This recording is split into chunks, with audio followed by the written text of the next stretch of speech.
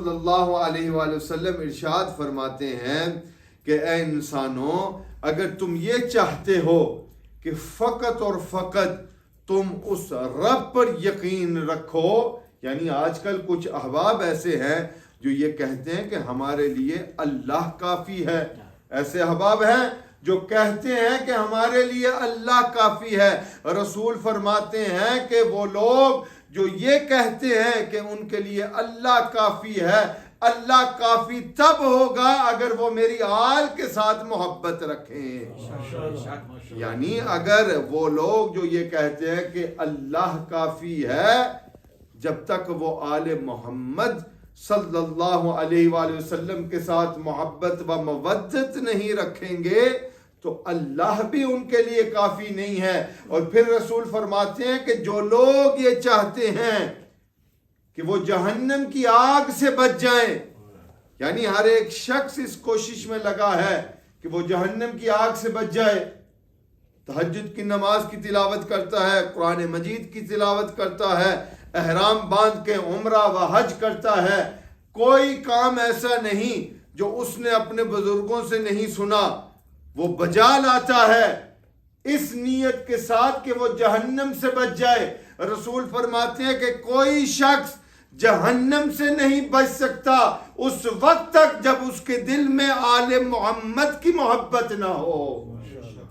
یعنی اگر وہ اپنے دل میں آل محمد کی محبت و مودت رکھے گا پھر وہ جہنم کی آگ سے بچ جائے گا. پھر رسول فرماتے ہیں کہ اے دنیا والو، اگر چاہتے ہو کہ تمہیں علم ملے، تمہیں حکمت ملے، تو علم اور حکمت کا جو دروازہ ہے وہ آل محمد کی محبت سے گزر کر جاتا ہے. یعنی اگر دل میں آل محمد کی مودت و محبت انسان رکھے گا تو پھر علم کے دروازے کھلیں گے، پھر اس کے سامنے حکمت کے دروازے کھلیں گے. گویا اگر انسان جتنا بھی عالم بن جائے، جتنا بھی وہ دعویٰ کرے کہ میں اتنا بڑا عالم ہوں، جب تک اس کے دل میں آل محمد کی محبت نہیں ہوگی تو پھر وہ عالم نہیں ہے، وہ جاہل ہے. یعنی علم لینے کے لیے، علم حاصل کرنے کے لیے، علم پر عمل کرنے کے لیے شرط ہے آل محمد کی محبت.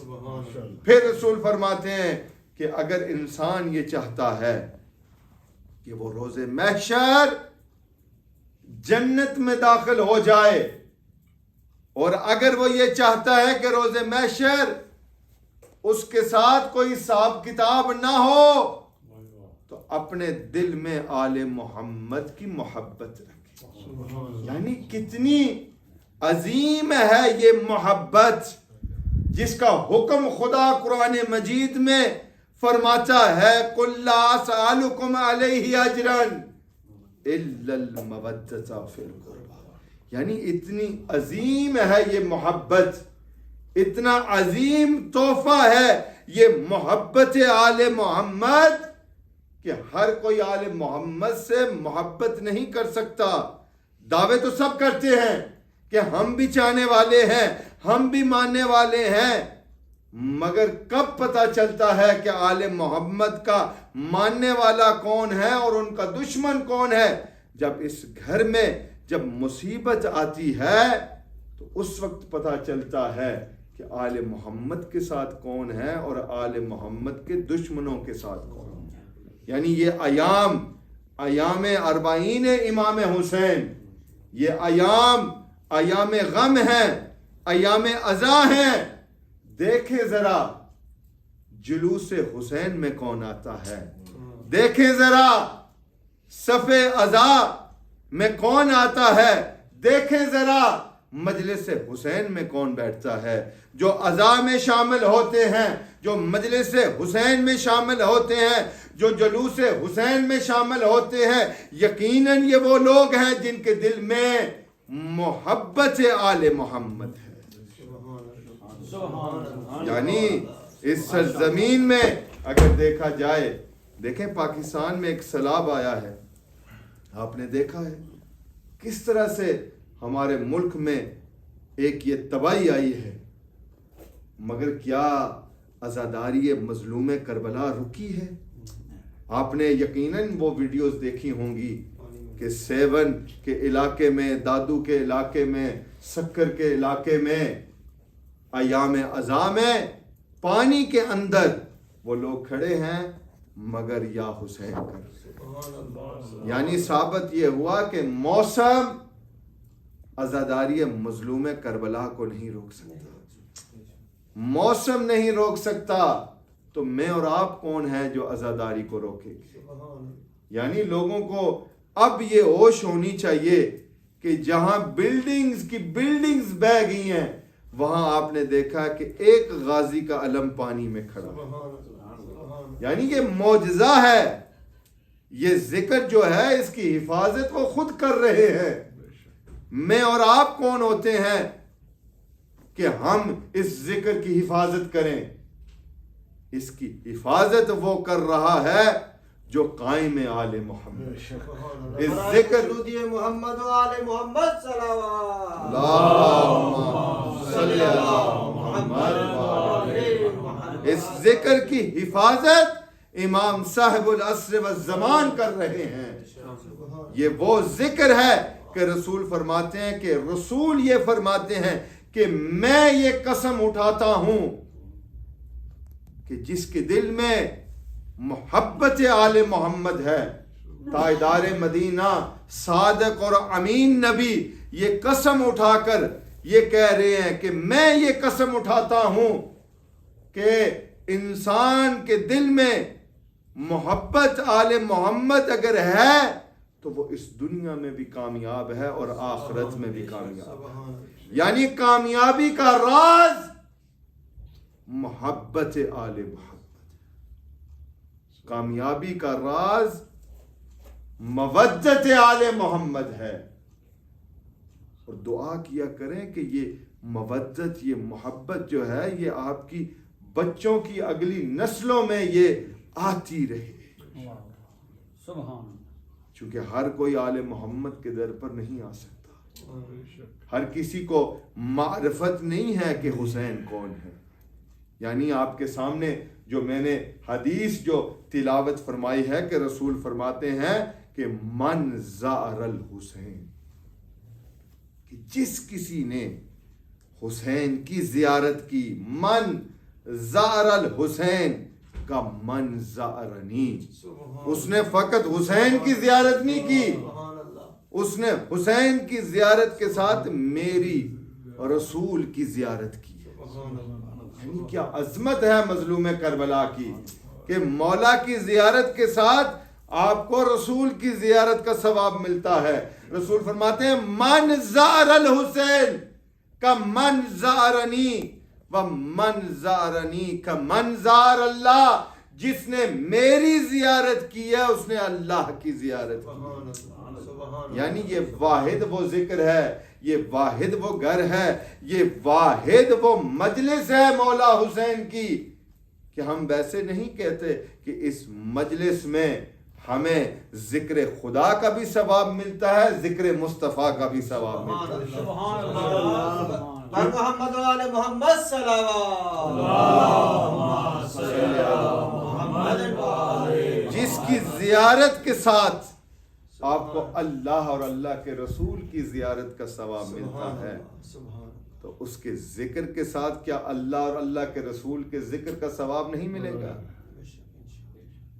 لوگ ابھی تک سمجھے نہیں یہ اربعین مظلوم کربلا، یہ اربعین حسین، یہ اتنی عظیم عبادت ہے، یہ اتنا عظیم معجزہ ہے کہ مولا امام جعفر صادق فرماتے ہیں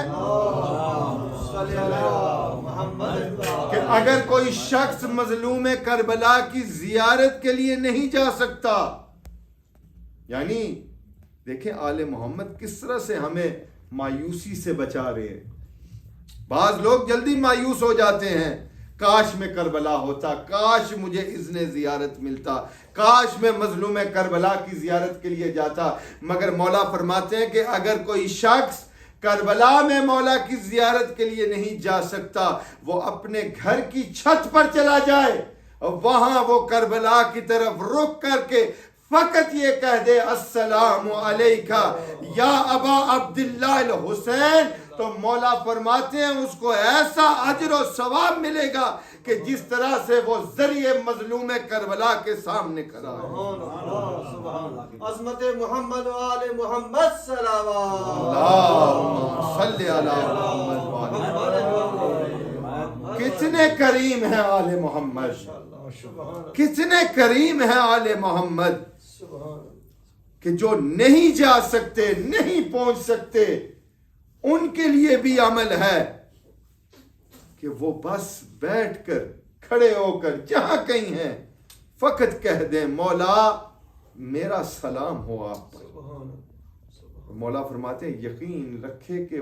وہ ذریعے امام حسین کے سامنے کھڑا ہے۔ اتنی عظیم یہ زیارت ہے کہ اس زیارت کے لیے اگر دیکھا جائے تو بنو امیہ، بنو عباسی نے کتنے ظلم کیے ہیں ان لوگوں پر جو زائر امام حسین تھے۔ یعنی میں نے پچھلے سال بھی یہ واقعہ آپ کو سنایا تھا کہ ایک جو عورت جو مظلوم کربلا کی زیارت کے لیے ہر سال جاتی تھی، ایک سال وہ گئی، اس نے اپنا دایاں ہاتھ اس نے کٹوایا، کس لیے؟ زیارت مظلوم کربلا کے لیے۔ دوسرے سال بایاں ہاتھ کٹوایا۔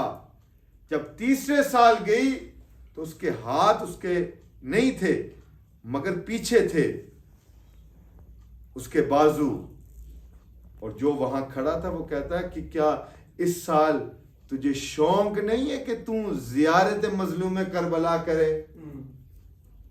تو وہ رونے لگی، چونکہ ہاتھ دونوں کٹوا بیٹھی تھی۔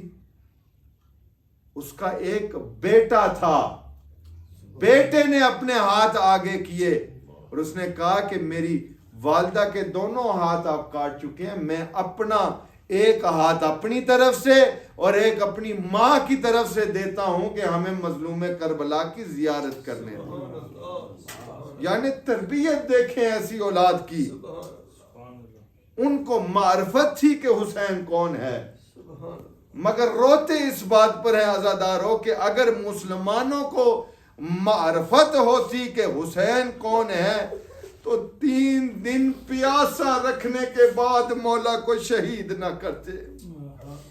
اسی بات پر روتے ہیں، خدا آپ کا گریہ قبول کرے اور غم حسین کے سوا آپ کو کوئی غم نہ دے۔ عزاداروں 40 کے ایام ہیں اور یقیناً شام کی ملکہ جب شام کو فتح کر کے جب کربلا کی طرف لوٹی ہوگی، زوار کہتے ہیں، زائرین کہتے ہیں کہ 40 کے دن عجیب ایک معجزہ ہوتا ہے کہ 40 کے دن ایسا پتہ چلتا ہے کہ ایک باپ اپنی 4 سال کی بیٹی سے ملاقات کر رہا ہے۔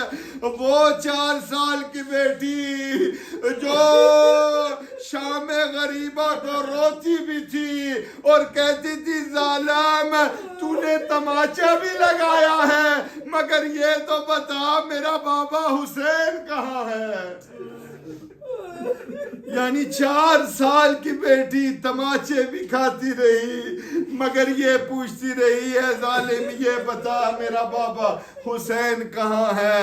عزاداروں وہ وقت